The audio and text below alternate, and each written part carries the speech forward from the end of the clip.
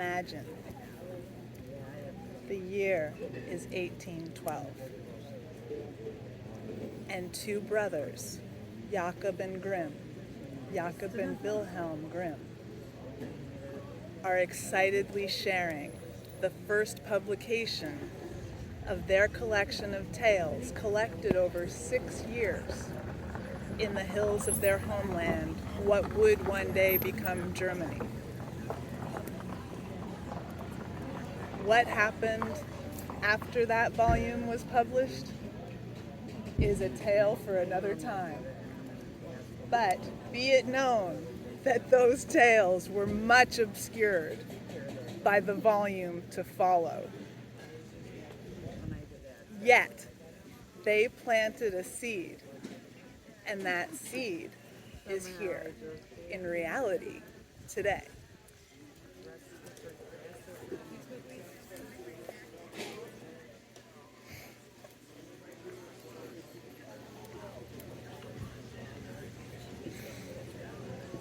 Once, it was the middle of winter, and snowflakes fell like feathers from heaven.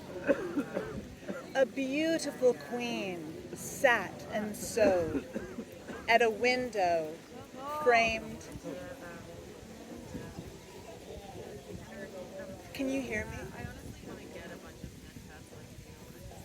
Framed in black ebony. As she sewed and gazed upon the snow, she pricked herself in the finger with her needle, and 3 drops of blood fell upon the snow. As she gazed upon the red on the white, she said, "Ah, it's so beautiful.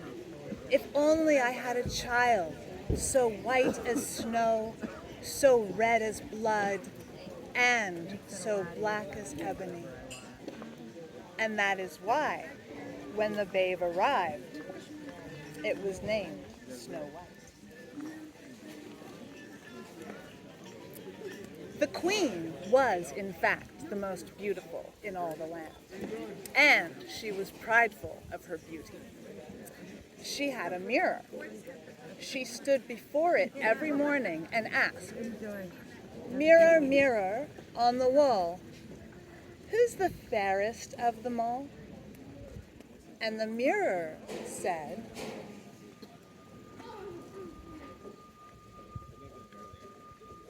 "Frau Queen, thou art the most beautiful in all the land."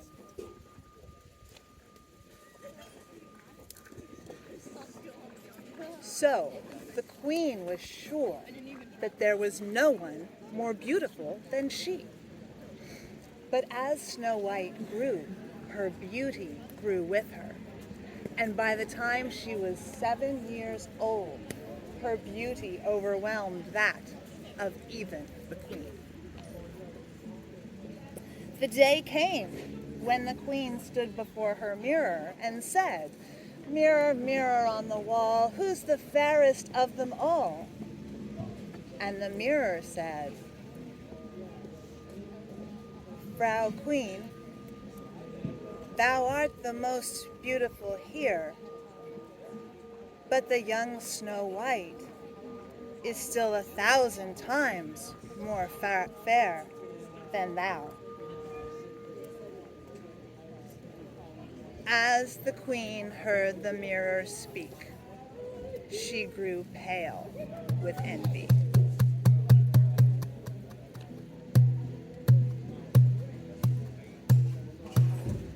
From that hour on, whenever she saw Snow White, her thoughts went to hating her.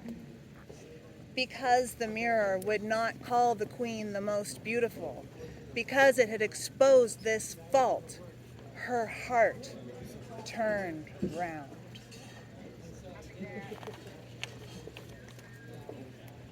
The jealousy left her no peace. She called for her hunter. She said to him, "Lead Snow White out into the forest to a remote place. there stab her dead. Bring to me her lung and liver, and I shall cook them with salt and eat them. The hunter took the girl and led her out.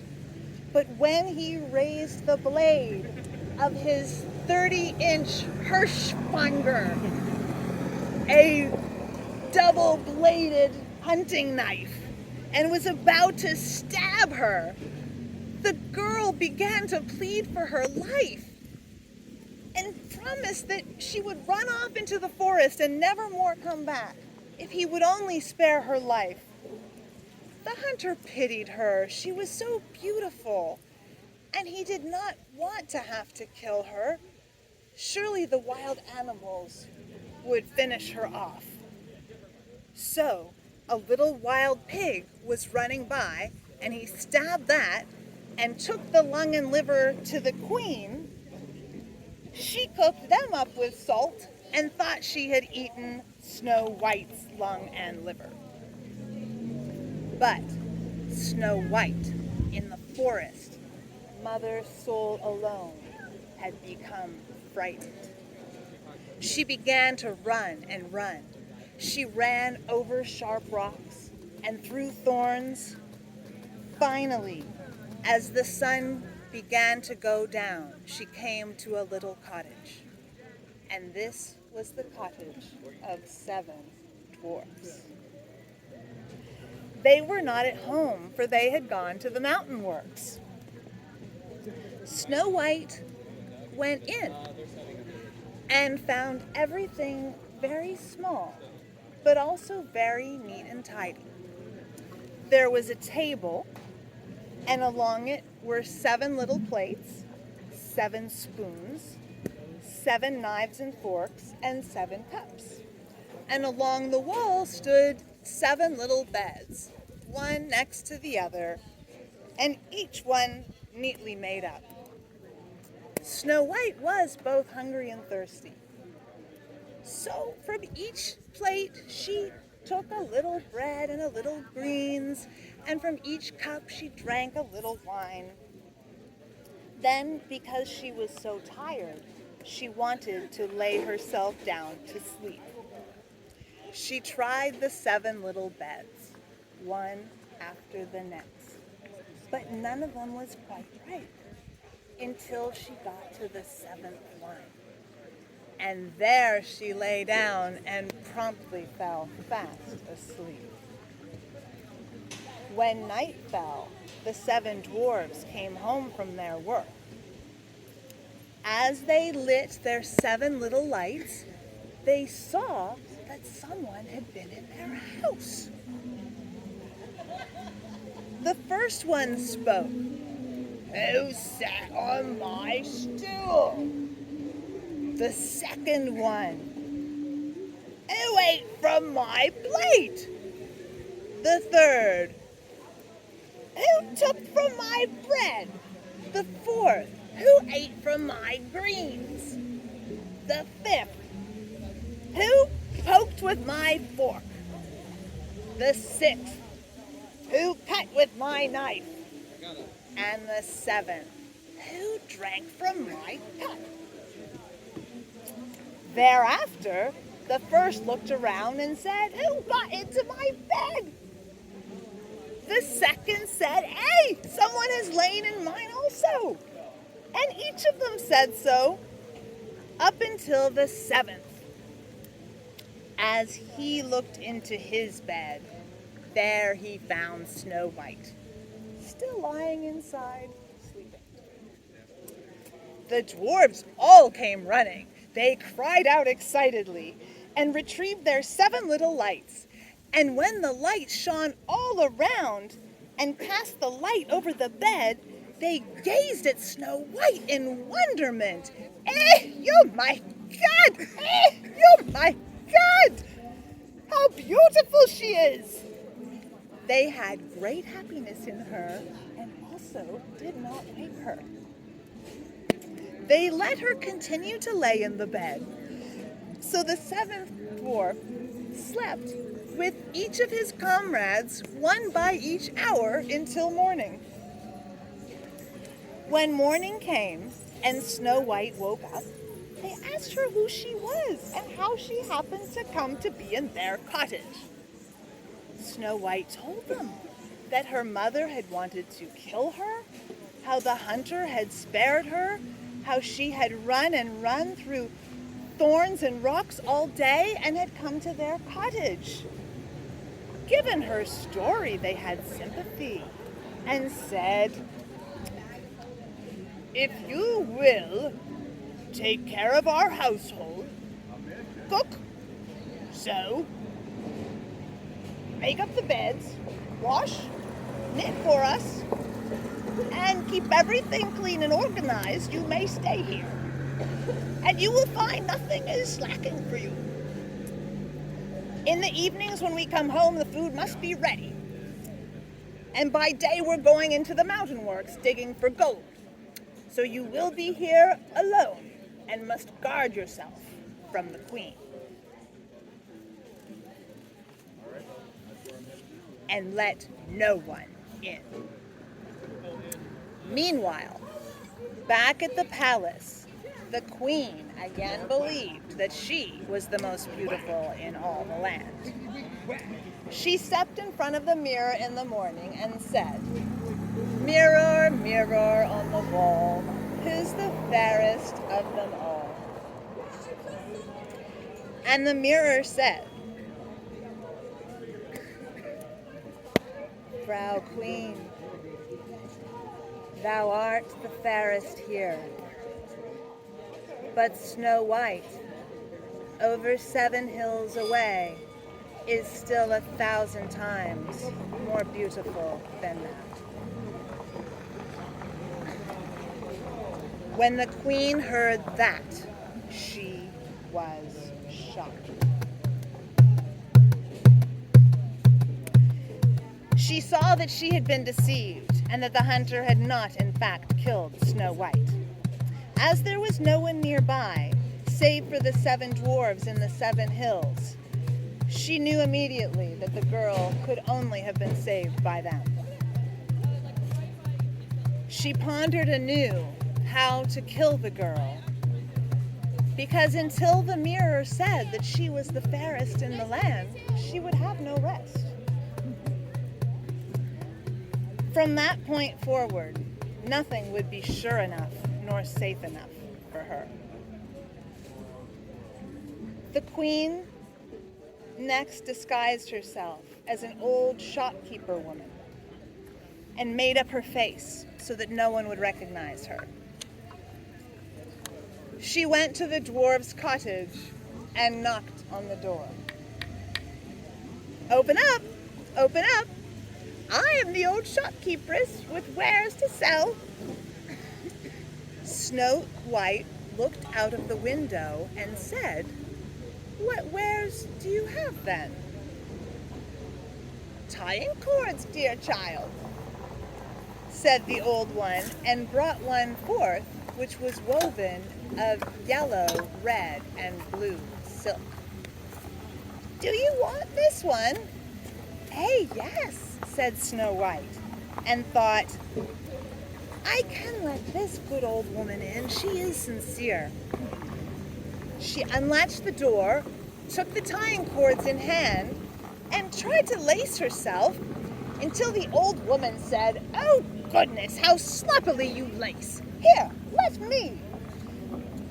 The old woman took the lace and laced it so tight that Snow White's breath passed and she fell down dead. Thereafter, the old woman was pleased and went away. Night fell, and the 7 dwarves came home. They took a terrible fright. There lay the dear Snow White as though dead.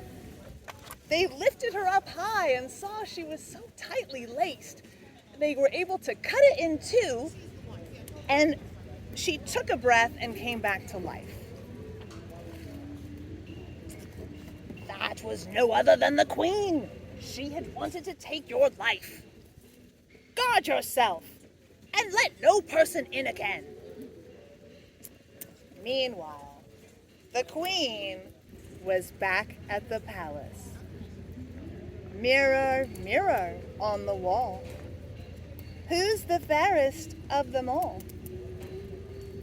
The mirror answered,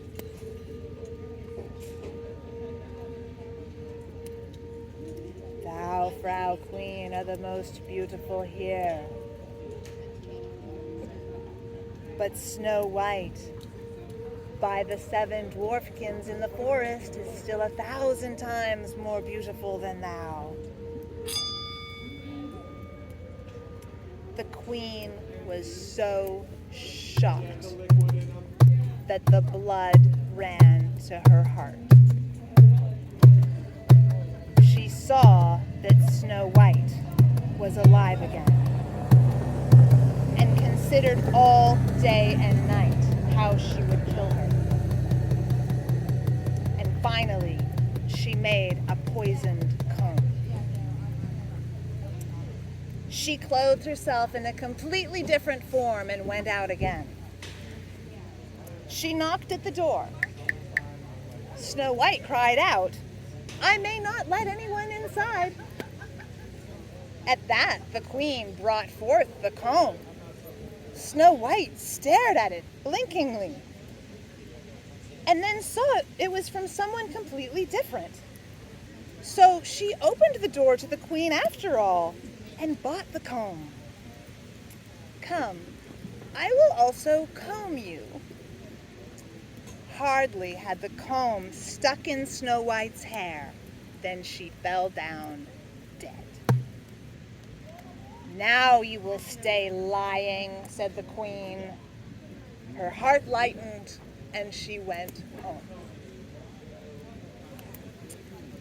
The dwarves came home at the usual time and saw what had happened. They pulled the comb from her hair. Snow White popped her eyes open and was alive again. She promised the dwarves she would surely not let anyone else enter. Meanwhile, when the queen stood in front of the mirror and said, mirror, mirror on the wall, who's the fairest of them all? The mirror said, Frau Queen, thou art the most beautiful here, but Snow White, by the 7 dwarves, is still 1,000 times more fair than thou. As the queen heard that, she trembled and quaked with wrath. Snow White shall die if it takes my life to do it.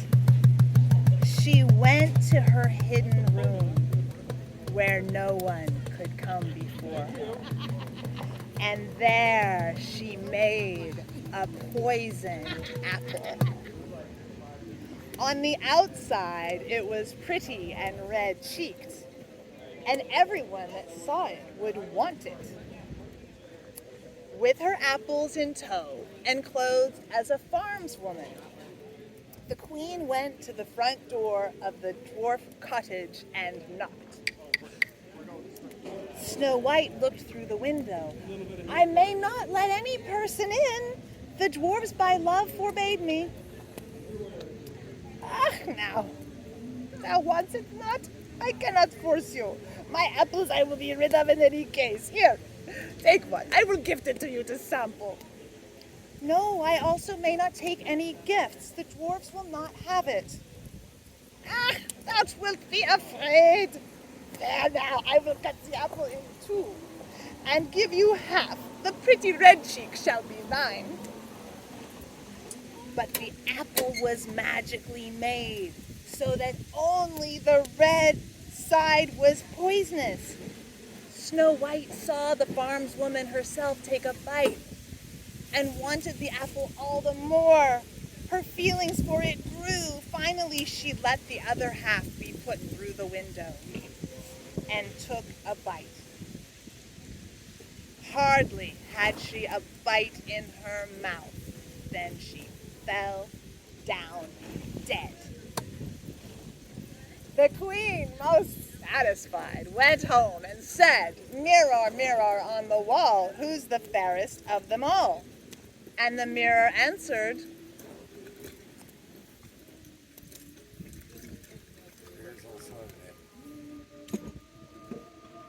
"Thou," that's because he had to think about it this time. "Thou, Frau Queen, thou are the fairest in the land." Got a couple parts over here by the pumpkin. No luck on the parts. "Now I have peace," she said, "that I am the fairest in the land. And Snow White will this time stay dead." In the evening, the dwarves returned from the mountain works. There lay the dear Snow White on the ground as though dead. They laced her open and looked. Nothing. They looked further in case they could find anything poisonous in her hair. But nothing they did helped. They could not make Snow White alive again.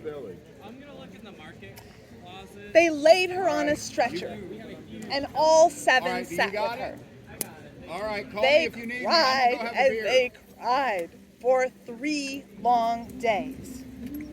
Even then, when they wanted to bury her, they saw she was still so fresh-faced, and her cheeks, her beautiful red cheeks. So they had a casket of glass made, and they laid Snow White within, so that one could behold her rightly. They also wrote her name upon it with gold letters and her lineage, and each day one stayed with her. So laid Snow White for a long, long time in the casket. She did not decay. She was still as white as snow and as red as blood. If her eyes could but open, they would be so black as ebony. And yet she lay there, as if she slept. One time, a prince arrived at the dwarf cottage and wanted to spend the night. When he came to the room of Snow White, he saw her lying in the glass casket, upon which the 7 dwarf lightlings were shining their light. Upon the sight of her, he could not satiate himself with her beauty. He read the gold inscription and saw that she was a king's daughter. He bade the little dwarves to sell him the casket with the dead Snow White in it. Well, they would do no such thing for all the gold in the world. So he bade them to make it a gift to him. He said he would hold Snow White on the most high and as the most precious thing in the world. So the dwarves had pity on him and gave him the casket. The prince had it carried to his palace and put in his room. And he sat himself by it and could not avert his eyes. If he had to go out and could not see Snow White, he was sad. He also could not eat a single bite without the casket standing next to him. However, the servants, who had to always carry the casket around, were becoming overly annoyed by it. One day, one of them opened the casket up, lifted Snow White to heights, and said, "For a dead maiden's will, we are plagued the whole day." Then he abruptly knocked her on the back so that the apple grits flew out of her mouth.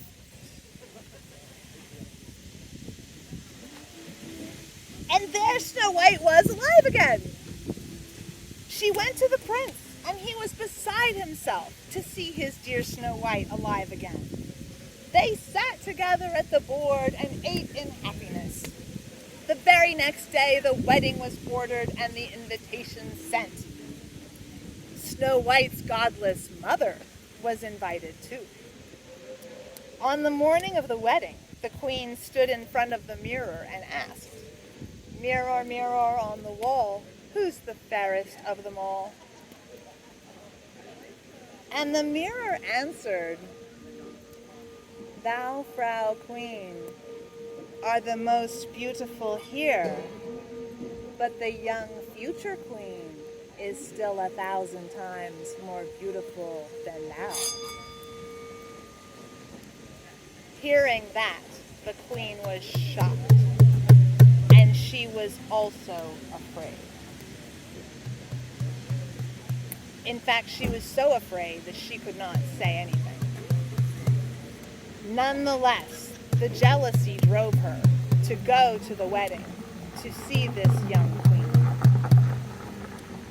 When she arrived, she saw that it was Snow White. At first sight, iron slippers were made glowing in the fire. These the mother had to dance therein.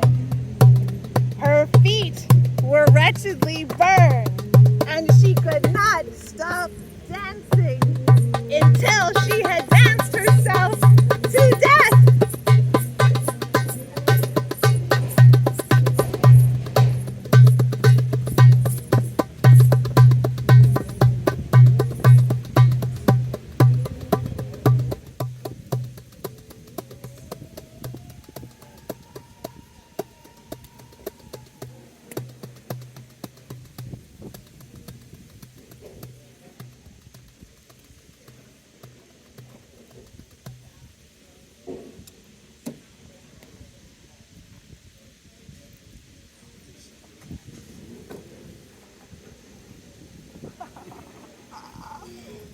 That was Snow White and the Seven Dwarfs.